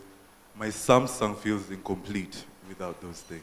I don't want to pirate. I'm tired of pirating. I'm tired of pirating. But Samsung doesn't feel complete without, those small services. That's why Apple wins with iTunes, it wins with all those things. It's special. When you buy something from what the device makers create for you, it feels more efficient with the device. It feels, more intuitive. Those are things that I'm asking about. Is Samsung having a plan for bringing more, specialist services into Africa, like Samsung Milk, you know. My name is Deborah. I'm also in PR, marketing, comms, events. There's a rumor of Samsung having its own iOS. Apple fanboys. There's a rumor of Samsung having its own operating system. So I'd like to know that, and basically, if it's true, kill the rumor, yeah? Thank you. My name is Frank K, or Frank Mwangi. My question is, you talked about the strategic direction, that is creativity, partnership, and great people. So my question is on the last one, great people. How do you how does Samsung Kenya, to be precise, value the role played by your human resource, and how do you motivate them? It just struck me that you value great people as a strategic direction. And maybe my last question is, are you guys twins? It's scary. Irish twins. I don't know whether you know what Irish twins mean. So let me take it from the first question. Well, Samsung has got a large consumer electronics team. We've got very how do you call it, spread out distribution within the Kenyan landscape. Some of the leading ones being Nakumatt and Hotpoint and few other outlets that you would find our appliances in. Yes, I think you have a very good point. I would take it as a point for us to improve our communication to the consumers. What else we can do in the kitchen and outside the kitchen. I will take that as a improvement area for us. The second question about music and video. So we did a project, for example, with Buni TV about a year ago, and Buni TV launched an application exclusively for Samsung devices for about 6 months. Of course, Buni TV is now moved on. It's available for larger number of devices and platforms, including a web browser. So that's one project that I personally oversaw in Kenya. The other bit of is that music. Yes, I mean you're absolutely right. So we did launch a product called Samsung Click back in June 2013. So Click was an initiative by Universal Music Group. So what Universal Music Group did was they gave us the catalog of 2 million songs into Africa, and they in turn went into every single market signing up the artists and so forth. But what I've done now is that we're just about to launch K-Hub. I mean, K-Hub is already available in Samsung App Store or Galaxy App. If you look at one of the things within the K-Hub is music. So I'm very keen to develop content either from a local TV or video content or music content. So if you have any ideas, you have my contacts right there. Send me an email and we will talk in the next few days. Operating system. Is that going to be a new operating system on your very fancy phone, by the way? Oh, okay. All right. The operating it's really system. Nice. Have you seen this thing? Sort of that one. Is this Galaxy? That's the Alpha. That's the Alpha, yeah. Okay, so we started a project called Tizen. So you would find a lot of information tizen.org. It was initially it was a project that we started with Intel, but now a lot of other OEMs have joined in. So where is Tizen today? You would find it on a gear, for example, or wearable devices. Some of the cameras like NX300M, you will find Tizen burnt onto it. Tizen is not available on smartphone yet. Now the partnership that we have with NTT Docomo in Japan is perhaps going to see the first smartphone launched on Tizen, but we don't know the dates yet. But there is a pipeline for Tizen powered smartphone. We call it open than open, and we call, I mean everybody says Android is, for example, an open platform. So I think Tizen will be more open than the open system. So just watch the space, but I can guarantee you that you would find some devices already working on a Tizen platform. If you think you're great, please contact us. There's no harm in we are a very open company. We are a very open brand, open doors. You can walk into our office to drop in a CV. You can contact us through, I mean, I'm not the HR manager, but I can, guide you. The HR manager's here, by the way. Yeah, the guy. Do you want to stand up so that anyone who's interested here? This is a man who attracts all the great people. So he knows all the tricks. I just know that it's our strategy. I'm joking. But please, we will engage ourselves into discussions to hire. But it's fairly open. There's no secret about hiring into Samsung. You can drop in a CV, walk in, email, etc. Thank you. Okay, my name's Francis Owino. I'm the CEO of REEF Limited. My question is to the CEO is actually, okay, first of all, I just want to thank you guys for a good job because, with the mobile phones and also the tablets coming up and taking over with, bank services, e-bankings and stuff like this, it's really an awesome thing. But what I want to ask is if you can come up with the gadget, or because the biggest problem that we have with our gadgets and devices is that apart from dropping down and breaking and cracking, when they drop in water, you see that becomes quite a menace. So is there a way that you can come up with a fully waterproof gadget that even if it drops in water, because these are some of the issues that we have with kids. And sometimes you may be in your sitting room, when you go to the bedroom, when you come back, you find out that the chap has dropped the phone, it's right in the water, so you have issues with, drying up. And by the time you get it done, the gadget is like dying off. So those are things that we really need to see as the CEO, come up with gadgets that can fully waterproof. I believe it's could be there some maybe in the US or something. Here in Kenya, I think that's much of a concern. Thank you. We did start building, a few products.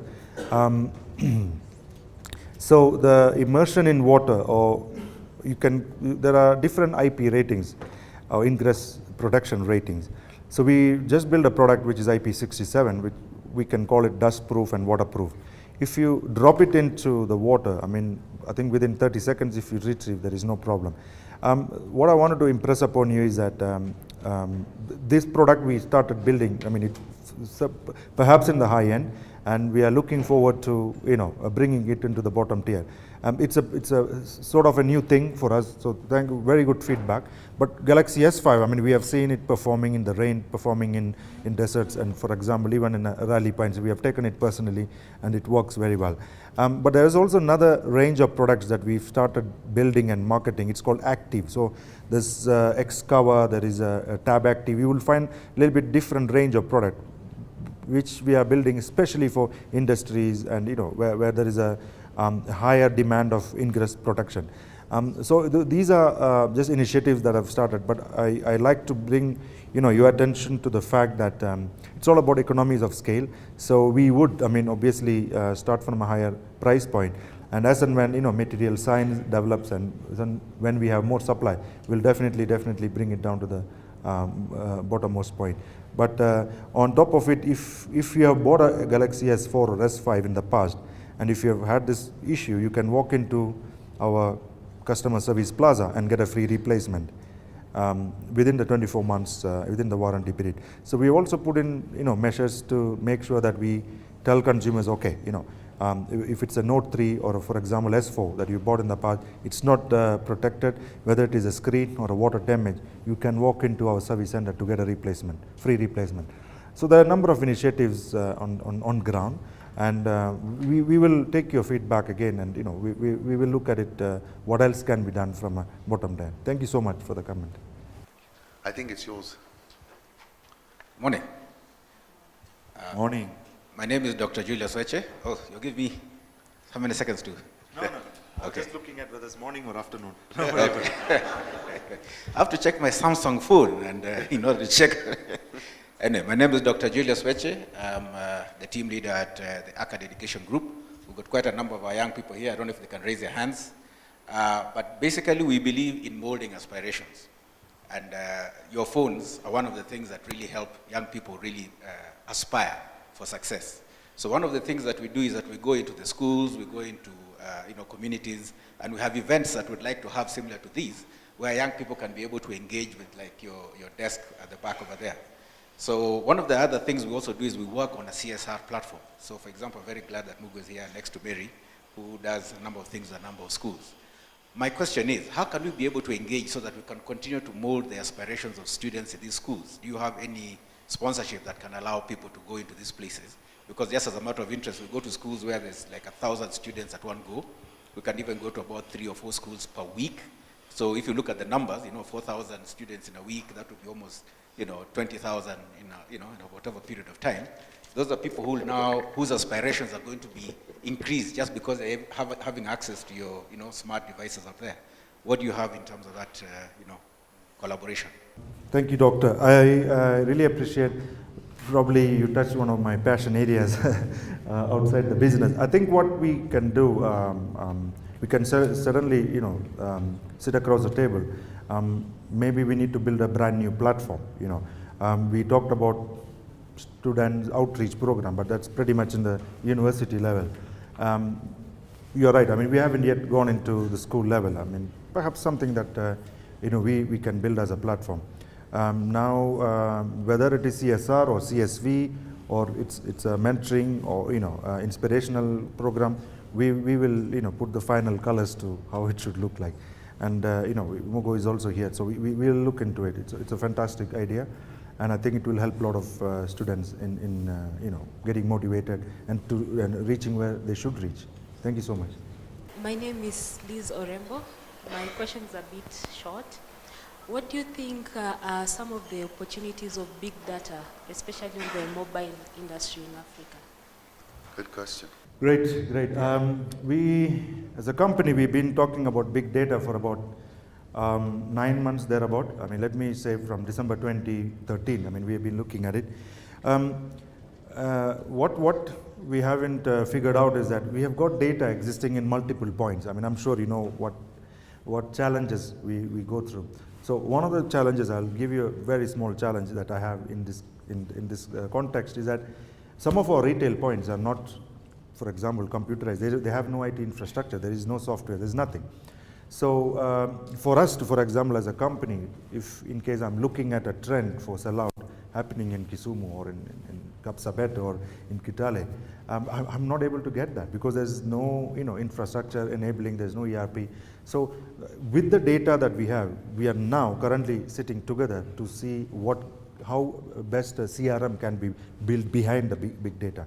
So the idea is not about big data. Big data exists in every company, in every environment. It's about how best you can mine it, put the best criteria, and use it for CRM or customer relationship management. Now that's the stage we are in. It's a massive data mining that we are talking about in terms of smartphone.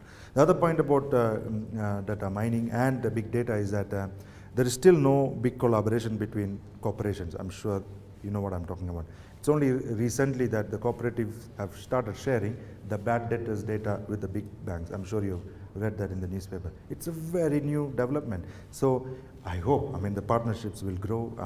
I can sit with Safaricom, CCK, Airtel, Orange, all stakeholders in the industry. Then we can develop a super duper big data in terms of, it will be it can be available on a single chip or single SIM card or a SIM access card or a smart card. So it's work in progress, but you must realize that at the grassroots level, the ICT awareness and the infrastructure is lacking. And I think it's one of the areas that I spoke to Alikan about. My expectation is for the government and regulatory agency to play a catalyst in the SME development. And if that support is not coming, we are a little bit behind.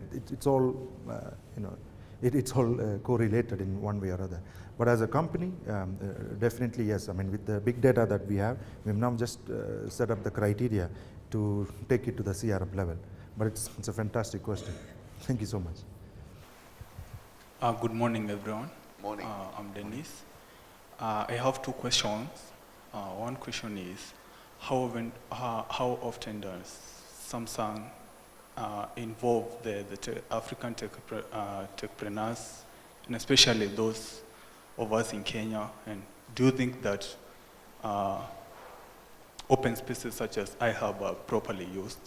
My second question is, do you guys have any plans whatsoever to start or to begin an assembly plant like Technophone, what they are doing in Ethiopia? I hear they are introducing an assembly plant there. Do you have any plans whatsoever to have one in Kenya or Africa, maybe to see you perform better in the supply chain?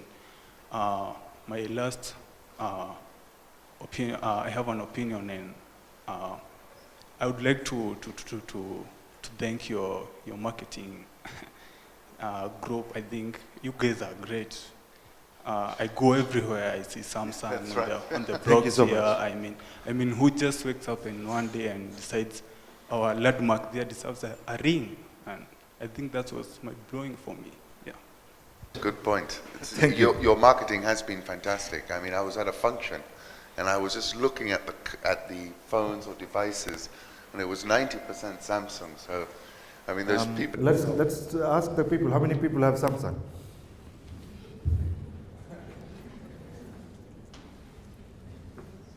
It's pretty. Great, thank you.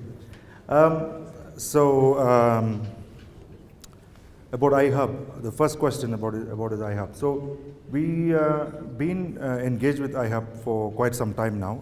We even did. We were gold sponsors for Pivot East in 2012, 2013, and then 2014 we were bronze sponsors. So we have been with iHub and MLab as a community, and part of that, Pivot East being part of that consortium.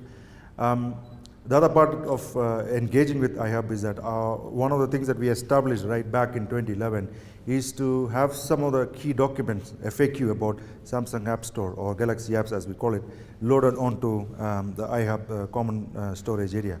I haven't checked it in the last 6 months, but I will revisit iHub and see whether some of the engagement points are still existing or not. The other good thing that iHub had done to us was that we have used iHub as a training platform, for example, for the developer conference and all that. So it's been a very fruitful engagement.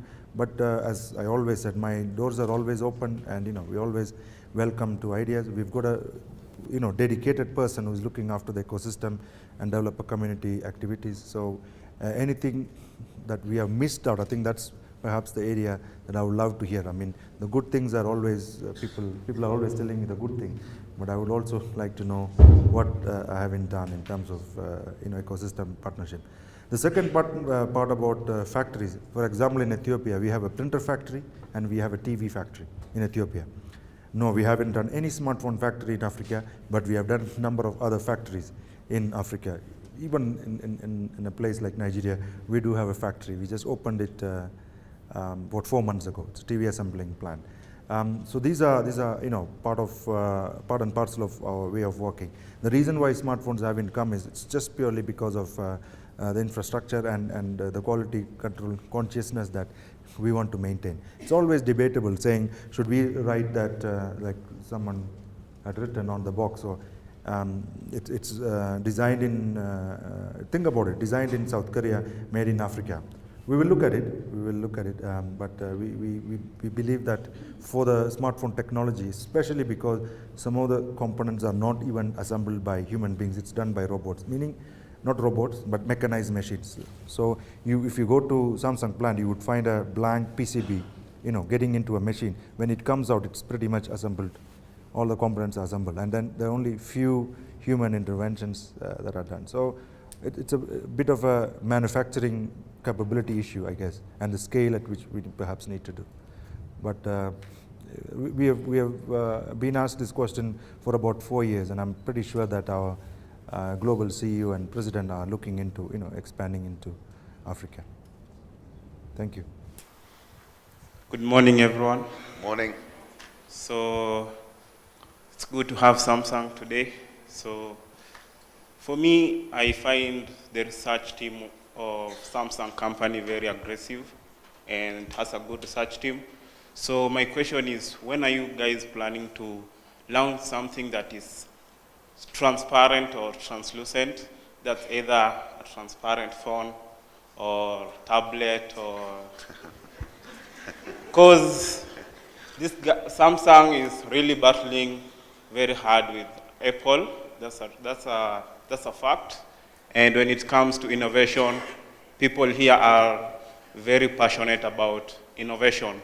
And then my second question is, Samsung is really doing a good is really doing good branding and marketing. And when it comes to charitable work, are you really linking up with corporates or charitable organizations that are behind campaigns of poverty, education? Because you are in a society where we are facing such challenges, and Samsung has a turnout of billions when it comes to profits. So when it comes to expenditure, are you really giving back to the society? Because Africa has, the mobile market in Africa is still prime. Thank you. Okay, so let me take it from the last point. So we do have a number of CSR activities. For example, every year we have a group of doctors coming into Africa. I think the last visit was in Malawi about 2 weeks ago. So their mission is they go into a poor community, a poor village, and then they go through the routine checkup, the eye checkup, and etc., full checkup. So we have programs like that, and I showed you a bit earlier what we were doing in terms of solar lantern and how we are powering up some of the communities. In terms of education, what we are doing is we have actually sort of donated a solar power internet school. So you would find that as well. But the opportunities for collaboration with other corporates, that's really what is lacking. And I think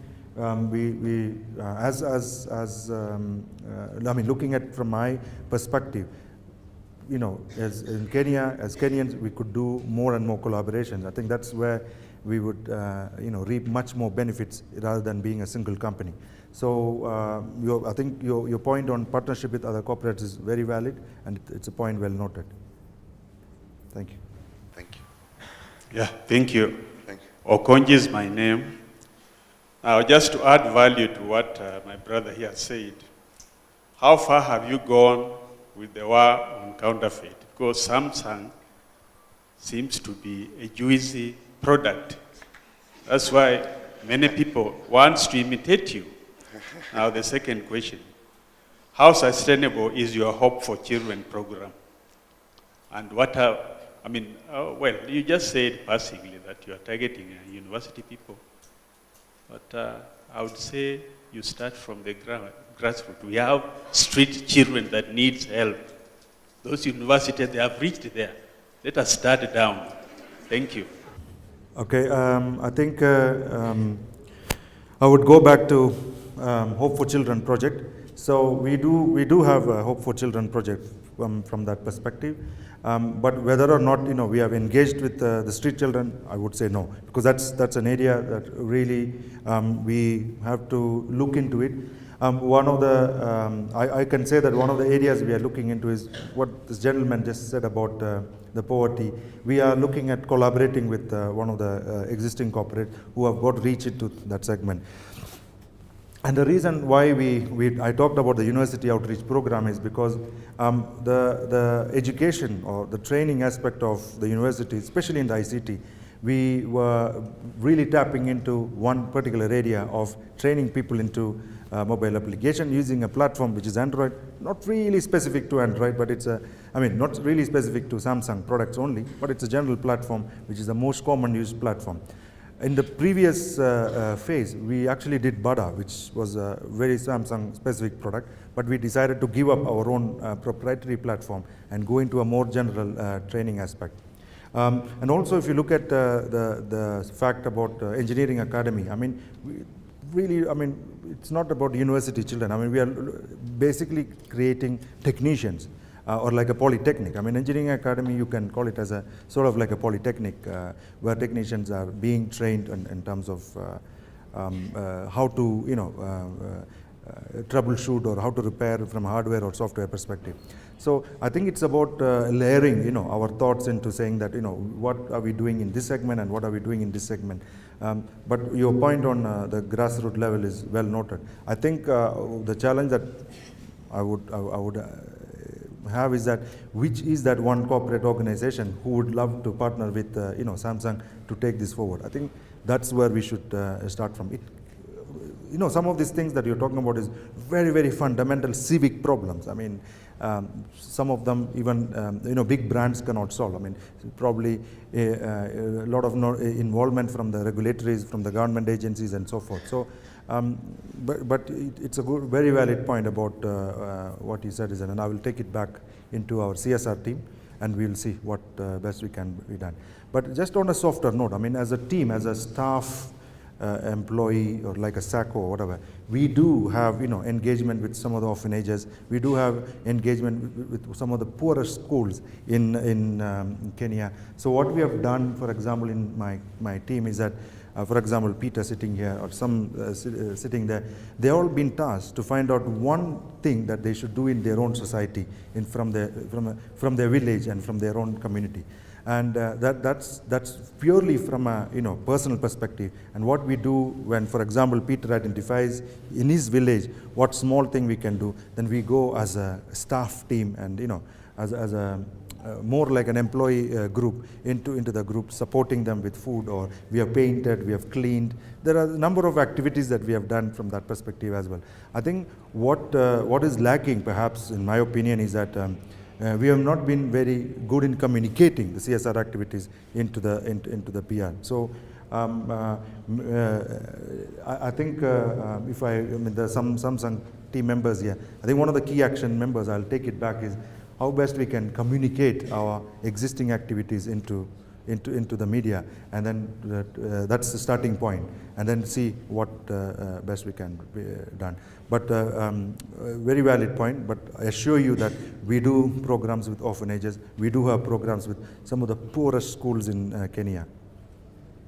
So if you're saying that your program is involved with university students, and a mind needs to be nurtured at a tender age, so that, because if we look into other countries, most advanced countries like Japan, Asian countries, it is believed that the program will normally start at a very small age. You'd want to develop that interest to a toddler than developing an interest to somebody who doesn't really know. The mind is not set, because at a particular moment when you engage in somebody who actually got into a program in the university and wanted to do some electronic engineering or software or hardware engineering or that point, you are not actually nurturing the interest of a small toddler. He wants to open the phone and get to do what I do. Why? Because he's got the interest of knowing, what do I normally look through in these phones and these computers? So I believe that if Samsung would reach a point where we'd want to nurture these talents from the small, because interest is developed. At one point of time, there is nobody in life who was born doing something. We were born, actually we acquired this. At the age, by the time when we grew up, I wanted to be a pilot. That is my urge. Every day I'm dreaming of flying up, right?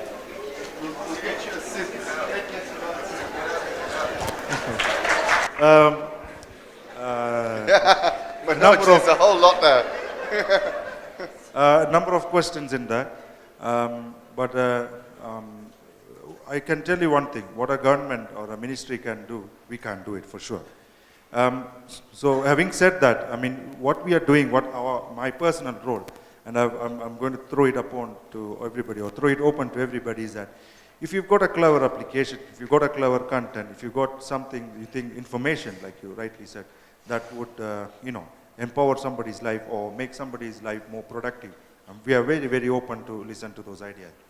So that's why I talked about the developer outreach program or the community program. A developer doesn't mean that he's a university student or is a high school student. It's open to each and everybody. I mean, as a team, we receive almost 100 comments, from on a monthly basis, how to improve the society, or how to improve the productive life, and etc., etc. So, but in a very humble way, we have just begun.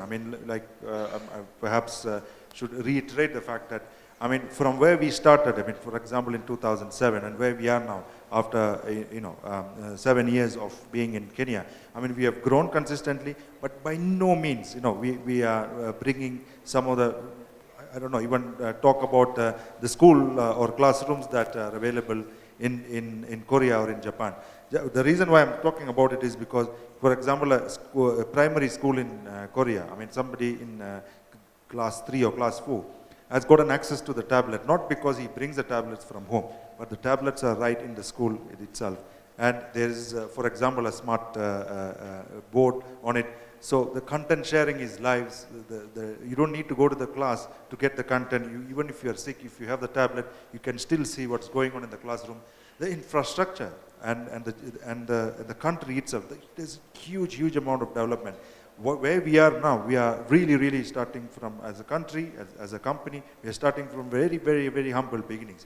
And what you see, I mean, in terms of most of the aspirational and other products that you see, it's at the moment, perhaps we are looking at a 1% or 2% of the entire business that we talk about. Our biggest opportunity in this country, like I made in my comment, is that it's in entry smartphone. And that is where we are at the moment. And I'm very happy to say that if you look at Kenya as a country that I've seen, for example, back in 2002, just to give you an example, it used to take me 10-15 minutes to drive from Jomo Kenyatta Airport to Holiday Inn Westland. But now, it could be 3 hours, it could be 2.5 hours. And the number of dwellings, number of apartments, number of cars, number of banks, number of loans that has been dispensed over the last 10 years has been phenomenal. So I'm very happy to note that, the country has grown, the GDP growth has grown, the middle income class is slowly progressing upwards in the strata, meaning the bottom of the pyramid is, I'm not saying depleting, but slowly by slowly there is a progression upward. So there will come a time where there will be minimum wages, there are minimum standards that are set. So perhaps I talked about having 2 Mbps connectivity to your home, being part of your rights, human rights in the country. That's now perhaps the age that we are getting into. Of course, we are slightly, as a country, as a continent, we are perhaps 4 or 5 years behind, everybody else. But trust me, with the transformation that I've seen in Kenya, the transformation I've seen in some other parts of Africa is phenomenal. I mean, people would say that it's horses to Porsche.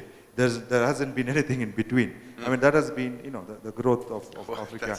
There has not been 2G networks. There has been straight away, we started with 3G networks in Africa, where, developed countries, I mean, we started with landline, then 1G, there was no 1G, I'm joking, but, 2G network and, it has progressed. Some countries like India, for example, they are just rolling out 3G licenses as we speak now, while in Kenya, we're already talking about 4G and some other stuff. So I think as a continent, it's progressed greatly, and I think I've even seen the progress of the common man and the people as well. Us as a company, we are enablers. We are one of the media sort of partners. So we can enable developers. We can help people get into the right space as we speak. So this 370 applications that I talked about, what we have done with them is with each individual, we have gone through FAQ and made sure that they upload the applications in the right way into the App Store, made sure that they are published from Kenya, made sure that we give them the visibility within the App Store that someone logs in from Samsung App Store from Kenya, they will be seen in the top 10. So those are the small things that we are being able to do for people who are outside all this context, whether it is university or school. So my encouragement to you and your son, for example, would be absolutely on the right track. But things like curriculum, please be on it. If you have interest outside the curriculum, then we will be able to help you. I hope that will answer. I'm going to have to, we've gone over and I'm really sorry, and I know there have been lots of questions and people telling me off on Twitter for not asking the question. But I'm going to leave everybody and apologize, and next time I'll remember whoever I've missed today. And this Samuel Kantai, there have been some people who are going for that gear award. By the way, Manoj is giving a gear, but I suppose we'll test and see who got the furthest reach. But Samuel Kantai, Samuel, where are you? Are you in here? Samuel's asking, is there a connection between Changarampatt's departure from Nokia, its decline in market share, and Samsung's subsequent rise. And I think he deserves a gear for that.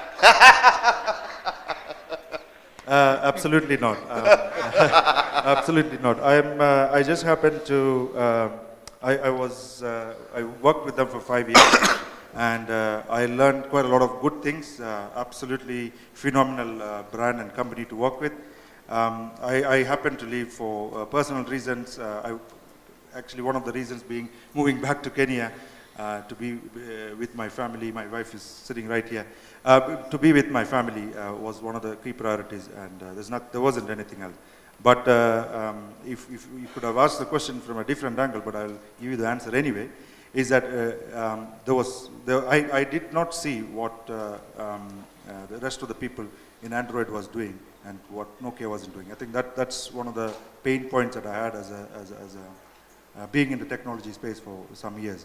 And of course, I mean, Nokia is now a Microsoft company, and I'm waiting to hear the new things that they're going to do and be in the ecosystem.